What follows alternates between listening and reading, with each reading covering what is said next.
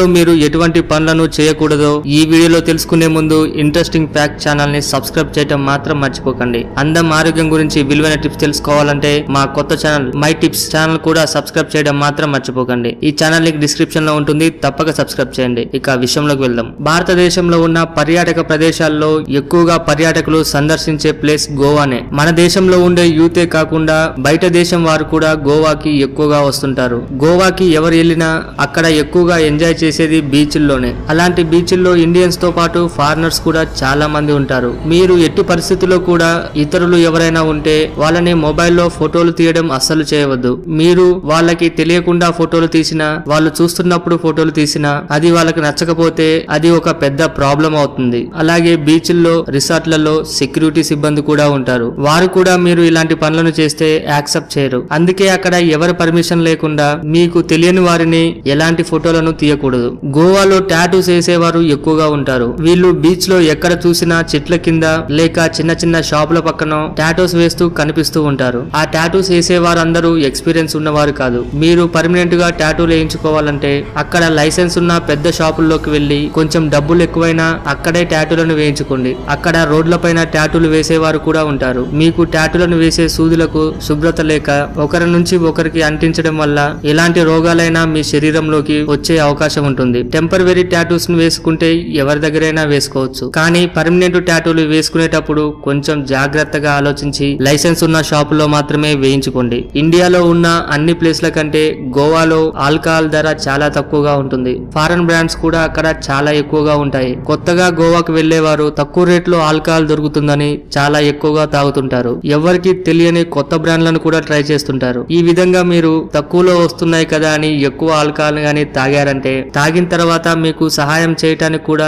అక్కడ ఎవరు కనిపించరు. ఎందుకంటే అక్కడ ఎక్కువగా బిజీ లైఫ్ ఉంటుంది. ఎవరి పని వారు చూసుకొని వెళ్లిపోతుంటారు. మీలాగా తాగి పడిపోయేవారు అక్కడ చాలా మంది ఉంటారు. అందుకే మీరు ఫ్రెండ్స్ తో కాకుండా ఒంటరిగా వెళ్ళినప్పుడు అక్కడ ఏ బ్రాండ్ పడితే ఆ బ్రాండ్ ను తాగడం గానీ మరియు ఎక్కువగా ఆల్కహాల్ ని తాగడం గానీ మంచిది కాదు. గోవాలో బీచ్ లకు గానీ సాయంత్రం సమయంలో వెళ్తే సాయంత్రం 8 గంటల కల్లా మీ ప్లేస్ లకు మీరు వెళ్లిపోవడం చాలా మంచిది. ఎందుకంటే సముద్రం గాలి చాలా చల్లగా ఉంది కదా అని ఆ ఇసుకలో చాలా మంది పడుకోవడానికి ట్రై చేస్తారు. కానీ గోవా బీచెస్ అన్ని నేచర్ తో ఎక్కువగా ఉండడం వలన మీరు ఆ ఇసుకలో ఆ రాత్రి పడుకుందామనుకుంటే చాలు పెద్ద పెద్ద పీతలు ఆ ఇసుకలో ఆహారం గురించి జీవించే కొన్ని కుక్కలు మీ పైన దాడి చేసే అవకాశం ఉంటుంది. కనుక ఎవరైతే ఎక్కువగా ఆల్కహాల్ తాగి ఆ బీచ్ లో పడుకోవడానికి ప్రయత్నిస్తారో వాళ్ళకి ఉదయం కల్లా వారి శరీరం పైన ఎన్నో దెబ్బలు కనపడుతుంటాయి. అందుకే గోవాలో బీచెస్ లో రాత్రిపూట ఎక్కువగా పడుకోకూడదు. అన్ని ప్రదేశాల్లో ఉన్నట్టుగానే గోవా బీచ్ లో కూడా చాలా మంది దొంగలు తిరుగుతుంటారు. వీరు ఎక్కువగా లోకల్లో ఉండే వారి కంటే నాన్ లోకల్స్ ఎవరైతే బీచ్ ను చూడటానికి వస్తారో వాళ్ళనే ఎక్కువగా టార్గెట్ చేసుకుంటారు. అందువలన ఖరీదైన నగలను గాని డబ్బు ఎక్కువగా ఉండే పర్సులను గాని గోవా బీచ్ లో మెయింటైన్ చేయకూడదు. మీరు డబ్బు ఎక్కువగా పట్టుకొని గోవాలోని దూరంగా ఉండే బీచ్లలో తిరుగుతూ ఉంటే మిమ్మల్ని అక్కడ దొంగలు టార్గెట్ చేసే అవకాశం ఎక్కువగా ఉంటుంది. అందుకే జనాలు ఎక్కువ ఉన్న ప్రదేశాల్లోనే మీరు ఎక్కువగా సమయాన్ని కేటాయించడానికి ప్రయత్నించాలి.